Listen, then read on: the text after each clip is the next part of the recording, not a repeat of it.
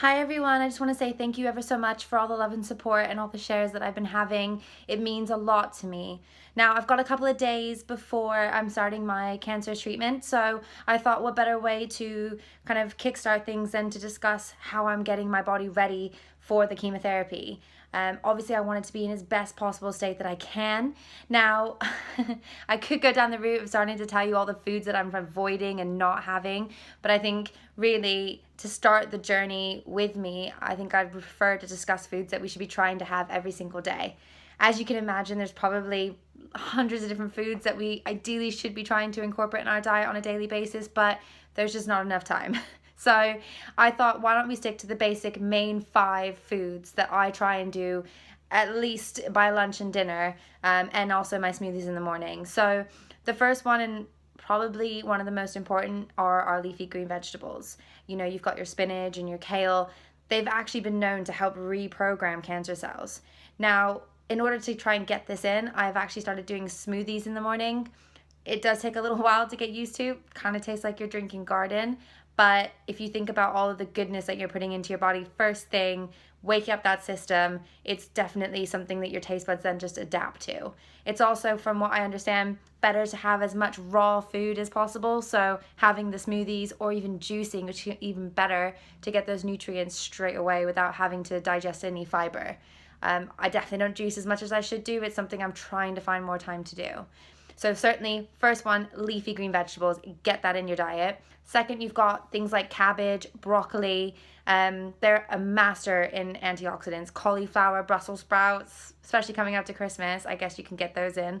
Now you can make these in soups, stir fries. I just had a massive stir fry for lunch. I basically incorporated everything I'm about to talk to you about.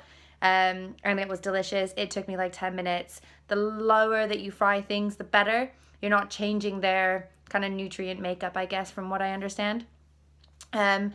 Now, you've also got things like onions and asparagus, peppers and carrots, which have also been linked to reducing cancer cells. So all of this, massive help to your body to try fight off along with the chemotherapy.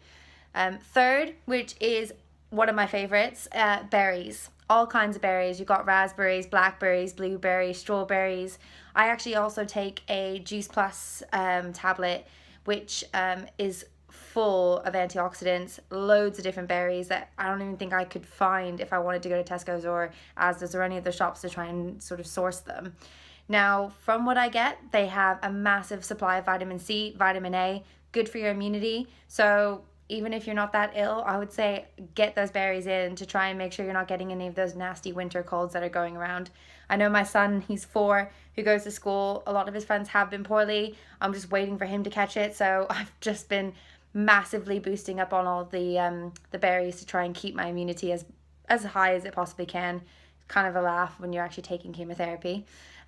Also, bright colored fruits, especially like the orangey color, and vegetables. So you've got like sweet potato, stay away from normal potato.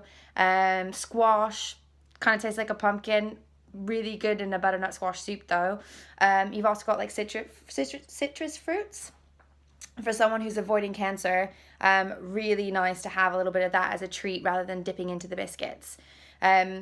What I understand, brightly colored food means they're very big in phytochemicals. Sorry if I'm pronouncing that wrong. I'm not a scientist or, claim to be. I'm just trying to get all the information as I can. And apparently the beta carotene is really good for immunity as well. So the last one that I want to talk to you about is spices. Now, the biggest one, and really I should be having more of this, is turmeric. It's actually the most powerful ingredient, called curcumin, which is a real big anti-cancer ingredient. So try and see if you can have a little shot of that every day. My mom sort of juices it with a bit of ginger and some apple cider vinegar and has a shot of that. I do on occasion when I go around have to have one. It's quite tough, but I certainly wish that I incorporated that a little bit more. So definitely try and get that in.